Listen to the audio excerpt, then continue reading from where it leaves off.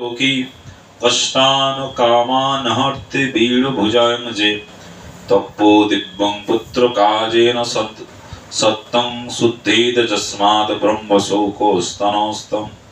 ऋषभदेव बोलें पुत्रगण के, ऋषभदेव भगवान ऋषभदेव এই জগতে দেহধারী প্রাণীগণের মধ্যে এই নরদেহ লাভ করে দুঃখপ্রদ বিষয় ভোগ করা উচিত নহে।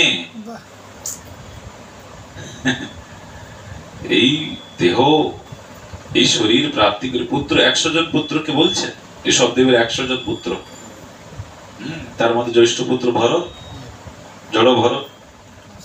তো পুত্রগণকে বলছেন যে নরদেহ লাভ করে দুঃখপ্রদ বিষয় ভোগ করা উচিত নয়। তাহলে কি করবে?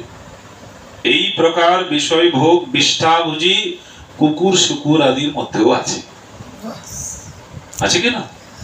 কুকুররাও তো বিষ্ঠা ভোগ করে। শাস্ত্র কি, শাস্ত্রের বিষয় কি বিষ্ঠাই বলেছে। ভগবত সেবা পর অপ্রাকৃত তপস্যা করাই উচিত। অপ্রাকৃত তপস্যা করতে বলছে, এই দেহ দিয়ে শুধুমাত্র তপস্যা করার জন্য। যেমন আমরা শ্রবণ করছি, এরকম ভাবে অহর্নিশি শ্রবণ করতেই হবে, এটাই তপস্যা। কলিযুগে নাম সংকীর্তন এগুলোই তপস্যা কলিযুগে। তাহলে বলছেন অহর্নিশি তপস্যা করা উচিত, যেহেতু তদ দ্বারা অন্তঃকরণ নির্মল হয়ে যাবে। নির্মল হৃদয় নির্মল হয়ে যাবে ভগবানের নাম কীর্তন আরতি আদি হরিনাম প্রসাদ সে হৃদয় নির্মল হয়ে যাবে। হৃদয় নির্মল হইলে সবিশেষ নির্বিশেষ ভেদে দিবিত ব্রহ্মানন্দ লাভ হয়।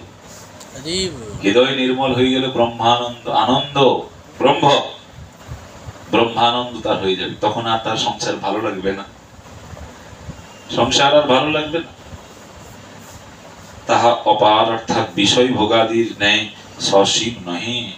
আবার এই অপারও বলছেন, মানে সহজে জীব পারবে না এটি করতে। যত্র বৈ মানসী জাতি ব্রহ্মণা চোপকল্পিতা, যে অর্থাৎ সেই পুত্রগণের মধ্যে আত্মানুসন্ধান বিশেষ দ্বারা ব্রহ্মা মনুষ্য জাতি সৃষ্টি করিয়াছে।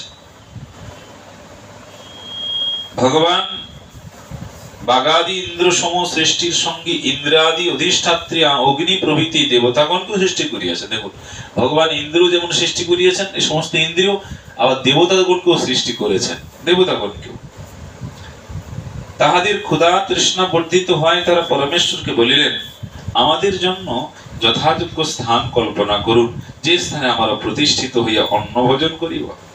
তখন তিনি তাহাদিগের নিকট যথাক্রমে গো শরীর, অশ্ব শরীর, পুরুষ শরীর আনিয়া সেই দেবগণকে চক্ষুর আদি যাহার যা স্থান তাহাকে তথায় প্রবেশ করিতে বলায়। তার সকল দেহ অপেক্ষা মনুষ্য দেহে অভিলাষ করিয়াছিলেন। কারা? ইন্দ্রিয়গণ। সেখানে গো শরীর দিয়েছে, অশ্ব শরীর দিয়েছে, আর মনুষ্য শরীর দিয়েছে। বা যাও তোমরা যে শরীরটা পছন্দ করে তার মধ্যেই থাকো। আর তারা দেহ শরীরটাকে পছন্দ করেছে, যে শরীরে ইন্দ্রভোগ প্রবল হবে।